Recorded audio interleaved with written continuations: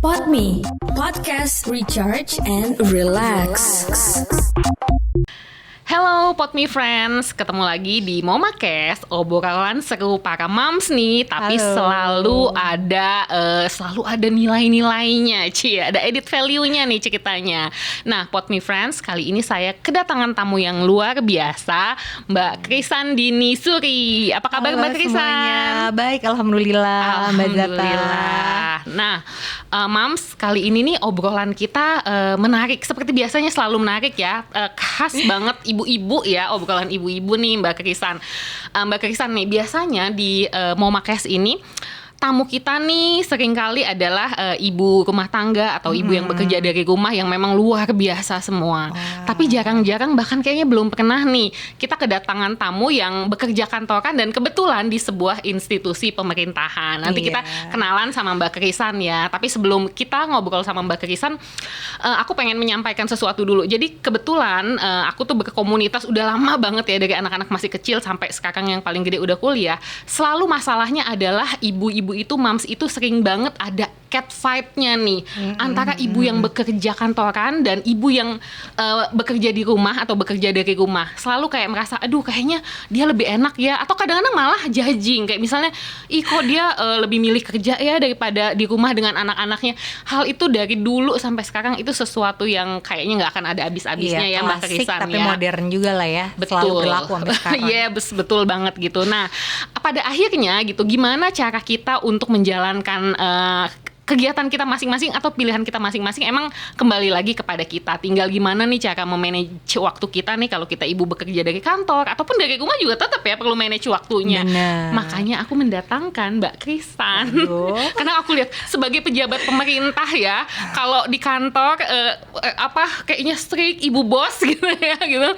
Tapi ya kalau kayak gini kita bisa ngobrol, kemudian ngomongin soal anak dan segala macam, kelihatannya semua berjalan dengan baik. Tapi belum tentu ya. Biasa itu ya kelihatan dari luar. Nah, kita akan langsung minta tipsnya nih langsung dari Mbak Krisan. Tapi sebelum itu Mbak Krisan, apa kabar? Apa nih kegiatannya akhir-akhir ini? Alhamdulillah. Jadi kegiatan akhir-akhir ini ya biasa ya. Kerja jam kerjaku hari Senin sampai Jumat jam 8 sampai jam 5. Sekarang yang tadinya jam 4 sekarang jam 5. Boleh di-mention kerja di mana, jabatannya apa? Nah, kerjanya saya ASN, aparatur sipil negara gitu ya, di Pemprov DKI Jakarta, di Suku Dinas Pariwisata dan Ekonomi Jakarta Selatan. Nah, terus apa lagi? Oke, jabatan. Oh, jabatannya Kepala. Saya sekarang diberikan kepercayaan dan amanah oleh pimpinan untuk bertanggung jawab pada pemasaran dan atraksi. Oke. Iya, di Parekraf Jakarta Selatan gitu. Kantornya di Wali Kota Jakarta Selatan di Antasari. Oke. Nah, nanti kita akan ngomongin soal kerjaan itu juga agak banyak nih. Cuma sebelum itu, sebagai seorang ibu nih, ceritain dong. Gimana ya? Jadi memang beda banget ya passion kita. Kalau saya ngerasa ini gitu. Passion waktu masih sekolah, kuliah, terus kerja, terus sampai akhirnya menikah dan punya anak. Itu emang merubah, tapi ternyata kita ya tetap kita gitu loh. Kitanya nggak berubah. Cuman keputusan dan langkah apa yang akhirnya menyesuaikan, dan lagi-lagi sebenarnya dari semua perubahan itu nggak ada dan nggak bisa kita bilang yang ini lebih benar, yang satu lagi salah gitu. Jadi ya gimana ya, kalau waktu dulu gitu ya masih kuliah, masih sekolah, terus lulus kerja itu banyak pengennya cita-citanya banyak banget, pengen kerja, pengen kuliah gitu kan. Terus kebetulan mama ibuku sendiri juga dulu tuh ngurus anak sambil kuliah dan sambil kerja. Ya gitu, orang zaman dulu, dan ngasih figur yang seperti itu ke anaknya gitu. Jadi itu kan otomatis jadi contoh buat aku. Betul. Gitu. Jadi contoh, jadi semangat. Tapi memang beda zaman semakin kesini, Dan ketika kita ngalamin sendiri punya anak, rasanya tuh kalau bisa nempel terus sama anak gitu Maunya ya. gitu ya. Nempel terus sama anak, terus ngelihat perubahan zaman kesini tuh kan perkembangan segala macamnya. Belum lagi kita baca-baca di medsos, di berita-berita Iya. banyak kejahatan di mana-mana. Sekarang lagi rame banget penculikan Iya, gitu kan. bener.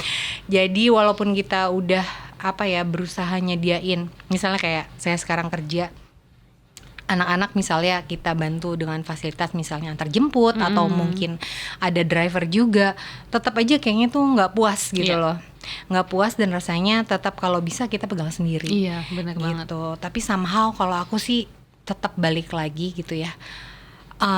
Sebenarnya seberapapun kita pengen megang anak kita gitu, kita tetap butuh pertolongan yang kuasa ya nggak sih Mbak. Jadi kadang tuh aku nggak melulu ibu bekerja, ibu di rumah, belum tentu anaknya itu baik-baik aja sebenarnya gitu. Ada juga ya ibu-ibu yang misalnya dia tetap di rumah aja ngurusin anaknya aja, nauzubillah min dzalik gitu ya. Terus ternyata di belakang itu anaknya tetap nakal, misalnya tetap narkoba, tetap apa itu masih ada aja. Cuman maksudnya jadi intinya adalah kita nggak bisa menjudge bahwa misalnya orang ibu yang bekerja itu anaknya pasti nggak beres misalnya. Tapi bisa jadi itu bisa menjadi contoh buat anaknya, malah bikin semangat buat anaknya untuk bisa ini orang tua gue bisa ngatur waktu nih, betul. gitu. Bisa tetap berkarir, mengaplikasikan kemampuan dirinya, bisa berguna buat masyarakat gitu kan. Dan itu jadi bikin koridor sendiri buat anaknya dan bikin semangat buat anaknya juga jadi contoh gitu. Karena aku sendiri ngalamin gitu. Walaupun ya tetap aja ya kalau misalnya saat-saat tertentu, apalagi anak lagi sakit, ini musim batuk nih sekarang. Iya, batil bener. Batil gitu kan. Jadi ya kita harus tetap sih keluarga nomor satu. Iya benar, gitu. Itu ya kata kuncinya ya. Mau apapun profesi kita, mau bekerja di rumah, bekerja kantoran dan lain-lain, keluarga nomor satu. Sebenarnya kalau udah kata kuncinya itu semua bisa dilakukan ya, semua ada cara pasti semua ada cara. Yang penting juga niatnya kita, kerja niatnya apa sih gitu kan. Bener untuk banget. anak-anak juga, untuk keluarga juga gitu. Oke. Nah, aku kan sebagai orang, sebagai moms yang juga posisinya pernah ngerasain bekerja dari rumah, pernah ngerasain nggak kerja sama sekali ya, di rumah aja ngurus anak-anak, pernah ngerasain kerja kantoran gitu. Jadi udah tahu drama-dramanya bahwa tidak ada yang lebih baik, semua ibu itu baik gitu, apapun profesinya gitu, luar biasa banget ya semua ibu itu.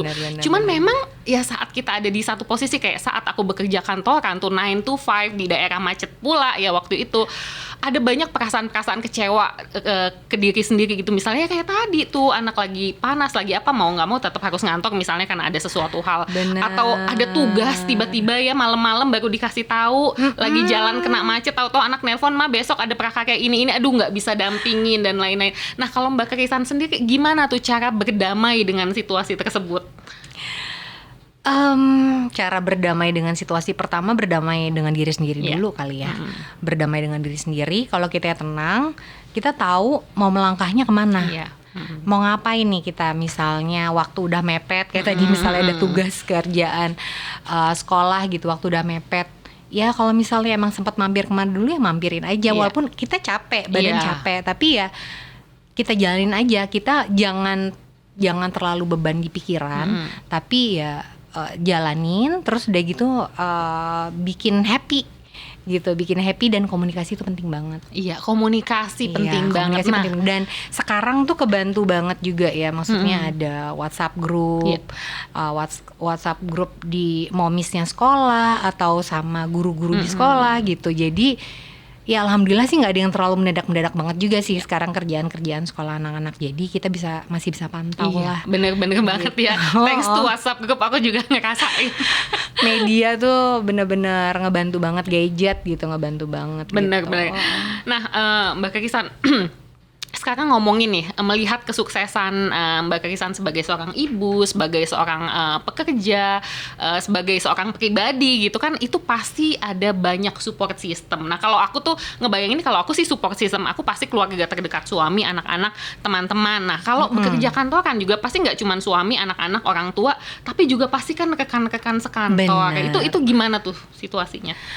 Iya, apa ya? Ini aku mungkin mau cerita waktu zaman-zaman aku masih nyusuin. Oke. Masih nyusuin yang dikit-dikit harus pumping kan. Iya. Dan aku tuh Tahu ibu rasanya. yang agak gimana ya? Orangnya agak perfeksionis nih. Jadi kayak gue nggak bisa ngasih waktu gue 24 jam. Waktu kebanyakan di kantor kerja. Terus apa yang bisa gue kasih? Alhamdulillah Allah udah nitipin ASI di badan gitu. Nggak semua ibu-ibu punya anak, punya baby tuh keluar loh ASInya gitu. Jadi ya aku ngusahain banget untuk pumping. Itu salah satu contoh kecil. Mau ada omongan ini itulah Sudah atau resiko ya. udah resiko atau kayak aduh mohon maaf banget ya Pak, ini waktunya untuk ini dulu Pumping. sebentar aja gitu ya. Ya alhamdulillah sih ya aku jalanin dan niatinnya balik lagi untuk keluarga, untuk anak-anak dan lingkungan. Alhamdulillah jadi bisa ngeliat itu juga niat bener. kita itu gitu loh. Iya Gitu. benar-benar. Jadi saat mereka melihat Jadi niat kita, mensupport. jadi pastinya mendukung ya. Aku setuju banget itu. Aku setuju banget. Karena kalau dari pengalaman aku gitu dan ada beberapa teman juga, malah ada masa-masa di mana saat melihat hal seperti itu justru kantornya yang berinisiatif. Oh kayaknya kita memang sudah perlu menyediakan ruang pumping malah kayak dikasih. gitu ya. Padahal sebelumnya difasilitasi iya, gitu. dulu-dulu kan. mah sedih kadang-kadang ke toilet gitu. Aduh ya ampun. Gitu kan, atau ke numpang di ruangan siapa gitu kalau belum punya ruangan ya gitu. Tapi sekarang memang kantor itu sudah sangat mensupport bagi ibu bekerja ya. Jadi contohnya seperti Benar. tadi. Dan yang itu. pasti kita juga walaupun kita ngutamain itu juga, tapi kerjaan juga jangan terbengkalai. Iya, Intinya itu aja sih, pastinya. pinter-pinter bisa ngimbangin tuntutan di rumah sama tuntutan kerjaan. Itu apalagi udah menjabat kayak sekarang ya, otomatis kita juga punya keluarga di kantor, nggak hanya anak gitu kan, nggak hanya anak di rumah, tapi punya keluarga juga di kantor gitu yang harus di maintain terus. Gitu. Nah, ini aku mau nanya yang agak ini, terserah mau dijawab atau enggak nih. Dan kalau apa ya? Apa ya? Dari pengalaman Mbak Krisan ini, apa sih hal terberat gitu yang pernah dialami ya, dan bersyukur sudah dilewati ya sebagai ibu bekerja gitu ya. Pasti kan sering banget gitu. Cuman apa ya yang paling berat gitu yang pernah dihadapi? Ini kira-kira orang kantor akan nonton Oh iya, apa ya? jangan kasih tahu. Jangan kasih tahu. Nggak apa-apa, mereka juga tahu. Maksudnya aku juga segala sesuatunya terbuka. Iya. Jadi gini, situasi sekarang ini aja aku tuh dalam kondisi kalau keluarga inti tuh gini. Jadi misalnya aku cuma punya satu saudara kandung. Satu saudara kandung dan itu kakak dan dia tinggal di luar negeri. Oh, jauh. Tinggal di luar negeri. Nah, mamaku sendiri sama papaku udah senior kan usianya gitu. Jadi mereka juga otomatis apa ya, kalau orang-orang yang udah tua itu kan udah balik lagi ke masa kanak-kanaknya gitu. Jadi membutuhkan anaknya untuk tempat bersandar juga butuh gitu perhatian kan. lebih Butuh juga perhatian ya. lebih juga. Jadi itu satu gitu ya kalau dari sisi keluarga dan orang tuaku gitu. Nah, ini kalau keluargaku bersama suami dan anak-anak, suamiku tuh orang yang mobile pekerjaannya. Kebetulan di BUMN. Alhamdulillah setahun ini penempatannya di Jakarta. Nah, waktu pas lumayan berat-berat banget nih kan, Mbak Zata nanya apa yang pernah dilalui waktu itu kan, yang cukup berat. Waktu itu aku baru ngelahirin anak kedua, umur 2 bulan, terus aku pindah ke rumah baru karena rumah mama udah jadi hektik kalau dengan 2 cucunya gitu kan, dan memang alhamdulillah udah ada rumah, jadi daripada rumahnya nggak ketempatan dan malah jadi rusak, oke kita tempatin rumah baru itu. Terus nggak berapa lama setelah anakku lahir, sekitar umur 2 bulan, suamiku dapat surat penempatan di luar kota. Aduh, kebayang itu. Masih 2 bulan bayinya.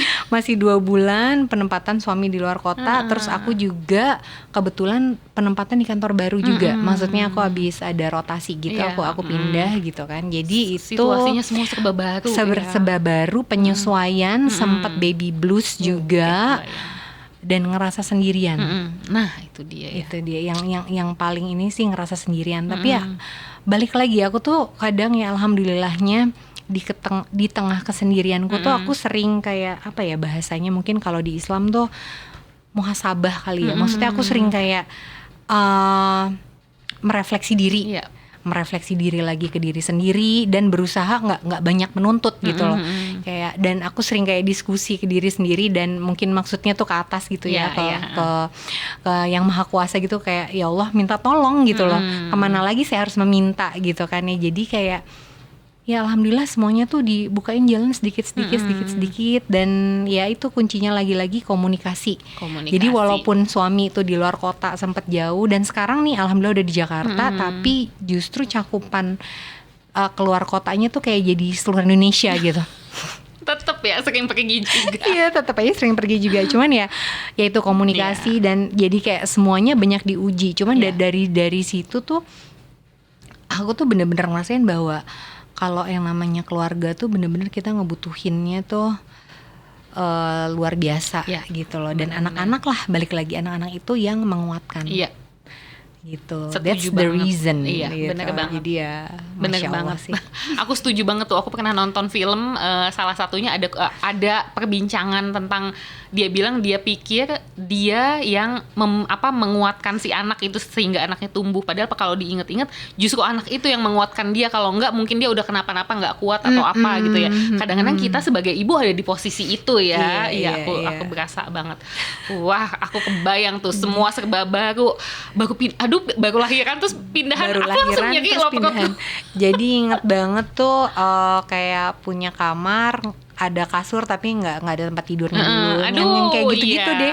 Dan tuh bayinya masih ayo. Terus baru lahiran juga kan, berarti kan harus banyak menunduk-nunduk gitu ya. Terus kita nggak bisa ngandelin orang-orang yang ngebantu kita, maksudnya kayak helper yang sifatnya sementara gitu. Bener. Karena nggak tahu deh, aku sih ngerasain ya kayak zaman sekarang tuh mbak-mbak tuh nggak selalu bertahan lama gitu loh. Kadang cuma berapa bulan gitu kan. Bertahan dari lebaran ke lebaran ini udah alhamdulillah. Iya, bener. Bentar lagi udah mau lebaran lagi ya, by the way. Gue udah langsung mikir lagi langsung nih. kepikiran gitu kan. Ibu-ibu ya langsung tuh kemana-mana pikiran. Ya ampun, itu memang kayaknya menurut aku sering banget dialami sama banyak moms juga ya. Jadi saat dengar Mbak Krisan ya, nggak cuman aku, pasti moms yang lain juga kayak merasa relate. Mungkin masalahnya ininya beda-beda ya gitu. Cuman kita bisa ngerasain ya perjuangannya. Di saat-saat yang kayak gitu tuh timbullah rasa-rasa iri, rasa-rasa ngelihat rumput tetangga tuh lebih hijau. Enak ya ibu yang nggak bekerja, enaknya ibu yang nggak bekerja, yang ya mungkin kebutuhannya udah langsung dapat semua. Kita udah aja fokus ngurusin anak gitu kan. Cuman kayak zaman sekarang gitu segala sesuatunya perlu diperjuangkan. Gitu kan. Jadi kayak ya sebenarnya sih nggak ada yang lebih enak dan nggak ada yang lebih nggak enak ya. Tapi gimana kita ngejalaninnya dan mensyukurinya segala sesuatunya gitu. Dan ya kayak yang aku bilang, aku tadi sempat by the way cerita juga ya di sebelum kita di sini tuh di luar tadi sempat cerita mamaku sempat keserang sakit juga. Itu cukup mendadak, dan lagi-lagi aku di sini sendiri. Kakak juga lagi memang tinggal di luar negeri sama keluarganya. Itu aku bener-bener cuman kayak minta. di saat itu suamiku juga lagi di luar kota. Di luar kota yang daerah terpencil, yang sinyalnya susah, yang aku telepon-telepon tuh nggak bisa. Curhat. Mending curhat ya. Ketika itu kondisi emergency, cuma nanya, "Pih, ini gue harus ngapain ya?" Mami panik banget nih di kantor, gitu, nyetir, terus nih hujan dan kondisi macet. Sedangkan mama tuh unfall gitu loh. Aku tuh cuman kayak ya Allah gimana nih ya Allah gitu kan, kayak aku kepikiran ada saudara-saudara nggak ya yang deket-deket rumah sana. Ya lagi-lagi kadarullah waktu aku berhasil kontak, dia suaranya happy segala macam. Pas aku tanya, ini mama gini-gini, aduh aku lagi di luar kota. Saudara terdekat. Terus aku cuman sambil berdoa, maksudnya mbak yang jaga mama itu nelfonin terus gitu kan. Iya, karena dia panik juga. Dia panik gitu juga, "Bos, saya harus apa nih? Apa saya harus telepon satpam apa segala macam." Dilala tuh yang aku inget gitu kan ya. Rumah mama tuh deket kelurahan, dan aku inget di kelurahan tuh ada ambulans deh kayaknya, insya Allah mungkin mudah-mudahan ada. Aku telepon orang kelurahan dan alhamdulillah ada ambulansnya gitu. Jadi kayak mungkin masih rezekinya mama juga gitu. Ambulansnya ada. Itu sekitar jam 8:30 pagi kejadiannya. Nah, pas banget orang ambulansnya bilang jam 11 tuh dia harus balik karena udah di book untuk nganterin orang ke pemakaman. Gitu. Jadi ada yang meninggal subuh, terus rencananya mau dimakamkan sebelum zuhur gitu kan ya. itu kayak ya Allah masih rezeki ini untuk mama. Masih sempet ya untuk dipakai dulu. Jadi kayak bayangin gak sih aku sendirian, suami nggak ada, kakak nggak, saudara nggak ada, dapat kabar kayak gitu. Iya. Ya emang, dan nggak tahu pikiran tiba-tiba kayak ada di ambulans jadi aku nggak mikir rumah sakit mana, aku telepon rumah sakit mana Iya, atau masih jauh gitu ya, 911 or what gitu yang masih jauh, macet di mana-mana. Itu masih pagi loh, masih jam hektik 8:30 pagi. Jadi kayak ya itu makanya aku bilang mungkin kalau kita tenang terus itu bener loh. Kalau kata saudaraku, kamu hebat ya bisa, enggak itu bukan aku nggak hebat. Sumpah aku gak hebat, aku tuh lagi panik banget sambil nangis, sambil berdoa gitu ke atas, sambil nyetir dan macet. Terus ya Allah, apa yang harus aku lakukan ya Allah? Ya Allah, bismillah, astagfirullah. Terus aku ada ambulans nih kayaknya. Tiba-tiba tuh ada pikiran seperti itu. Jadi ya percaya aja deh. Benar-benar. Percaya aja, maksudnya posisi apapun dan apapun yang kita lakukan, kita di rumah, kita di kantor. Ya kalau misalnya kita niatnya lagi ya, niatnya bekerja tuh untuk apa misalnya, terus ngurus anak. Aku tuh udah berkali-kali juga berpikiran kayak, aduh ini laki gue di luar kota, terus nggak ada saudara juga, apa gue give up aja ya, maksudnya ya udah deh fokus aja untuk keluarga gitu, untuk berhenti kerja untuk aja berhenti kerja gitu. Tapi ya masih belum ternyata ke situ, berarti memang aku juga masih dibutuhin betul. di pekerjaan. Makanya aku juga berusaha semaksimal mungkin ketika bekerja gitu loh. Gitu, jadi ya yang penting niat sih, dan kita mengusahakannya, insya Allah ada jalan. Itu aja. Wow, aku tuh cuman ngobrol sebentar, banyak banget yang bisa diambil ya dari cerita-ceritanya Mbak Krisan. Apalagi memang kebetulan sudah kenal, nggak cuman di acara ini aja gitu. Jadi aku bisa melihat memang kalau menurut aku itu benar banget ya, dirimu itu perform di rumah luar biasa, perform di kantor juga gitu. Apalagi pernah nginep bareng, biasanya jadi tahu ya gitu. Kalau lagi nelpon, dikit-dikit nelpon keluarga, abis itu kerjaan, keluarga kerjaan. Ya, maksudnya emang memang agak susah untuk balance, tapi memang dirimu benar-benar mengusahakannya, dan menurut aku maksimal banget. Dan satu lagi nih yang aku pelajarin, tenang itu emang ininya ya, intinya ya. Kuncinya Tadi tenang. juga kita kan sempat dengar obrolan mams yang lain, yang Mamita ya salah satunya, dan emang tenang ya. Maksudnya karena kalau udah tenang dan nggak overthinking ya, tadi yang aku highlight ya, bener. akhirnya malah datang sendiri kan. Maksudnya dan komunikasi, pastinya komunikasi dengan orang terdekat dan dengan yang di atas ya. Jadi ada aja ya sebenarnya jalan ya. Dan kita sebenarnya meskipun merasa sendirian tapi nggak sendirian. Nggak sendirian, nggak pernah sendirian, alhamdulillah. Alhamdulillah. Wow. Jadi semangat ya Mams ya, buat Mams yang bekerja dari rumah, Mams yang bekerja di kantor. Sebenarnya apapun pilihan kita, tadi kata Mbak Krisan, tergantung niatnya apa sebenarnya. Kalau why-nya kuat ya, apapun bisa dilakukan. Aku juga mau cerita nih. Oke. Ini waktunya masih ada ya? Oh masih ada, oke, tenang masih aja, oke tenang ya? aja. Ntar tinggal dipotong kalau kepanjangan. Kok jadi gue curhat gitu ya di sini? Silakan loh. Jadi aku tuh pernah waktu pas anak pertama, yaitu galau-galaunya ini gue bener nggak sih nih ngejalanin gitu, ini cuman passion aja atau mau menumpuk apa gitu kan ya, maksudnya buat apa sih gitu loh. Sempat mikir buat apa sih kerja terus, sempat mau mundur juga. Jadi anak aku yang pertama itu umur 2 tahun, dia belum banyak berkata-kata, bahkan belum berkata-kata, masih sering nangis lah, nunjuk ini itu apa segala macam. Aku sempat berpikir, waduh anak gue speech delay nih gitu. Aku sempat ngambil cuti 3 bulan. Oh oke. Gitu, sempat ngambil cuti 3 bulan. Tapi alhamdulillah ketika itu anakku tuh sebenarnya bukan mengalami kesulitan berbicara, cuman emang di situ ternyata waktu aku berusaha mengenal anakku gitu loh. Jadi anakku tuh ternyata pribadinya perfeksionis dan lain sebagainya. Kayak ibunya ya. Oh gitu ya, masa sih? Perfeksionis, jadi dia tuh kayak nggak mau apa keluar dari mulutnya dia tuh masih salah-salah gitu. Jadi pas dia akhirnya aku menstimulasi dan lain sebagainya, aku sekolahin tuh umur 2 tahun, bersosialisasi, ternyata dengan cepat dia jadi ketua kelas dan segala macam gitu. Jadi perkembangan emosinya, keberaniannya juga dia mulai terbuka gitu sama orang luar. Sempat dicek segala macam motoriknya, alhamdulillah dia sehat, nggak ada kekurangan apapun ya. Itu lagi-lagi ternyata itu masalah emosionalnya dia pengen mengeluarkan itu, terus ya pengen ada sosok ibunya juga gitu kan. Nah terus setelah cuti 3 bulan itu nggak taunya aku hamil lagi juga. Jadi ya dapat rezeki baru. Jadi maksudnya gini, aku tuh pernah kok ngalamin kayak yang juga udah deh kayaknya stop aja gitu. Padahal ini PNS loh gitu Iya, loh, PNS gitu yang katanya tuh kerja yang santai ya. mungkin ya. Katanya, kata siapa? Aku lihat dirimu Kata sibuk siapa? banget. Weekend kerja juga Iya, loh, heeh. lembur loh gitu. Iya. Lembur dan gak ada uang lembur aja Iya. gitu. Curhat nih kayaknya. Curhat. Ya jadi maksudnya aku tuh pernah ngalamin yang kayak gitu-gitu. Hidup tuh nggak semuanya mulus, nggak semuanya lancar. Tapi sebenarnya mulus atau enggak tuh gimana mindset kita? Iya. Setuju Bener. banget, setuju Mulus banget. atau enggak tuh gimana mindset kita? Kayak yang tadi aku pikir anakku speech delay, ternyata dia nggak speech delay sama sekali gitu. Tadinya aku pikir kalau 2 tahun ini ternyata nggak speech delay, ternyata itu dalam masalah kepribadian, emosionalnya dia pas segala macam, pas sudah terbuka ya udah kayak keran tuh dia segala macam bisa ngomong. Gitu. Bahkan ternyata dia emang anak yang senang bersosialisasi.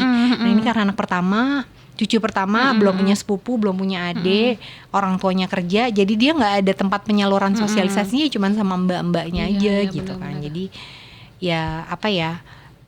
Tetap aja kita tuh kayak punya tanggung jawab di rumah, di kantor juga. Tetap aja kalau misalnya panggilan ada the calling gitu dari rumah, ya sudah gitu. Itu dulu lah yang utama pastinya. Iya, Apalagi iya. kita seorang ibu ya Iya, nggak sih? bener banget. Gitu. Mams, merhatiin nggak tuh dari ceritanya Mam Kekisan tadi ya, dari cerita Mbak Kekisan tadi, aku bener-bener mengambil satu pesan yang menurut aku kuat banget, yang sering aku sendiri ngalamin juga, mungkin Mams lain juga, yang kita saat dihadapin dengan masalah, kita tuh langsung negative thinking dulu. Tadi mikir speech delay, ada masalah ini dan itu.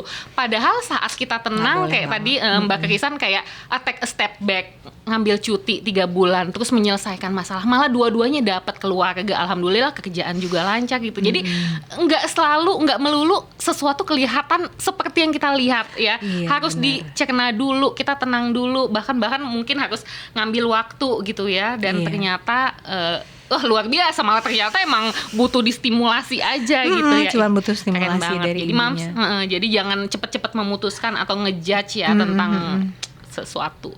Ya ampun, ini aduh masih pengen ngobrol lagi gitu, tapi kayaknya ini waktunya ya. Ya udah, Ini kalau udah gitu. berdiri semua nih orang. Iya. Nah, oke, Mbak Kekisan, kita balik lagi nih ke soal tempat dirimu bekerja di Oh, suku dinas pariwisata dan ekonomi kreatif, Jakarta Selatan. Ini program-programnya itu apa aja sih? Terus ada nggak sih yang mendukung kita nih para Mams? Ada dong. Ada dong, banyak udah banget. ngalamin juga sih Udah sebenarnya. ya. Jadi pariwisata dan ekonomi kreatif. Mungkin aku mesti sedikit menjelaskannya dulu tuh. Pariwisata tuh kan gabungnya sama kebudayaan. Cuman ya, dan memang sebenarnya sampai sekarang pun masih sering bersinggungan gitu ya. Tapi ternyata pariwisata tuh juga deket banget sama namanya ekonomi kreatif, karena sama-sama saling support dan saling justru ketika terbukti banget nih pas pandemi. Pas pandemi tuh sektor yang paling tiarap bisa dibilang itu adalah sektor pariwisata, karena kan kita tuh nggak boleh kemana-mana. Kita harus lockdown ya istilahnya kan. Jangankan keluar rumah, apalagi wisata. Iya, gitu kan. benar. Kuncinya pariwisata itu kan berpindah dari satu tempat ke tempat yang lainnya. Ini paling tiarap lah pokoknya, segala sektornya susah. Nah, ekonomi kreatif inilah justru yang membangun itu semua gitu loh. Jadi kan orang-orang juga banyak yang akhirnya usaha di rumah, jualan apa, mungkin pekerjaannya udah selesai, tapi terus maksudnya selesai itu misalnya harus dikeluarkan atau apa gitu kan, banyak problem yang seperti itu. Ya dari ekonomi kreatif inilah justru yang membangun tuh, yang membangun ekonomi, terus yang membangun pariwisata juga gitu. Jadi saling support. Nah, kalau misalnya program di Sudin Parekraf Jakarta Selatan itu sendiri, itu di tahun ini ya kita lagi ada kegiatan atraksi destinasi untuk wisata urban. Gitu, wisata urban. Dan kita bawa komunitas di Jakarta Selatan ini untuk lebih mengenal wisata yang nggak cuman mall-mall aja. Nah, penting itu. Gitu. Kita kan harus menjual lah namanya. Aku programnya pemasaran Ya. harus menjual Iya, wilayah, betul. harus menjual wilayah, harus menjual destinasi gitu. Itu salah satunya. Kita harus bikin atraksi, terus di situ juga ada fam trip, familiarization trip. Jadi kita mengenalkan destinasi-destinasi. Terus apalagi ada kelompok sadar wisata. Nah, kelompok sadar wisata itu kita membangun potensi-potensi masyarakat yang kalau tadi destinasinya, kalau ini orang-orangnya.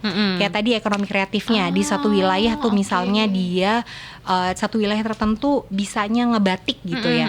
Nah, itu potensi ngebatik. Nah, kalau perlu kita angkat itu desanya, desa-desa untuk ngebatik misalnya. Atau sekarang nih kita lagi ada Kali Ciliwung. Kali Ciliwung yang daerah Lenteng Agung kan Jakarta Selatan. Nah, itu ternyata punya potensi alam yang harus digali, yang belum tersorot. Banyak gitu. yang belum tahu ya. Banyak banget yang belum tahu, kita harus gali dan harus lagi-lagi dijual lagi untuk jadi paket-paket wisata. Kurang lebih seperti itulah. Ya. Jadi ini info juga buat moms, terutama sebenarnya yang Jakarta dan Jakarta Selatan dan sekitarnya ya. Jadi kalau mau jalan-jalan nggak ke mall, terus udah gitu kalau bingung mau jalan-jalan outdoor di mana, follow aja ya akun. Betul. Langsung sebutin dong akun dirimu dan akun Parekraf Jakarta Selatan. Parekraf _ Jakarta Selatan, Jaksel. Gitu. Jadi @parekraf_Jaksel. Iya, betul. Kalau Mbak Krisan bisa di follow di mana? Kalau saya di krisan.suri. Krisan.suri. Jangan lupa di follow ya Mams. Nanti kalau mau nanya juga bisa DM ke Mbak Krisan, atau mau tahu tentang programnya Parekraf Jakarta Selatan juga bisa DM ya ke akun IG-nya. Cepet kok dijawabnya. Oke, cepet. Aduh. Ini keren banget ngobrolnya, belum puas tapi Kurang sudah nih ada tanda-tanda waktunya. tadi udah dilambai-lambaikan ya bendera putih loh. Oke. Nah, sebagai penutup, kasih dong semangat kepada para mam. Sebenarnya tidak hanya yang bekerja di kantor, yang bekerja dimanapun gitu, apapun profesinya, kasih semangat dong buat mereka. Silakan. Oke, kayaknya sebenarnya tadi udah sering aku ulang-ulang ya. Intinya adalah apapun yang kita lakukan, baik itu bekerja di rumah, bekerja di kantor, atau bekerja untuk keluarga, maksudnya mengurus keluarga gitu ya. Apa yang kita lakukan itu nggak melulu untuk menghasilkan uang, tapi yang pasti tujuannya apa, gitu. Tujuannya apa, niatnya apa, insya Allah sih semuanya pasti akan diberikan jalannya gitu. Oke, semangat ya Mas. Terima kasih banyak Mbak Krisan. Iya, Terima kasih juga sama-sama. Terima untuk kasih untuk Pod Me kesempatannya Friends. ya. Yes. Sampai ketemu lagi di edisi dan sampai kelibet tuh saking ini ya. Sampai ketemu lagi di episode selanjutnya. Bye.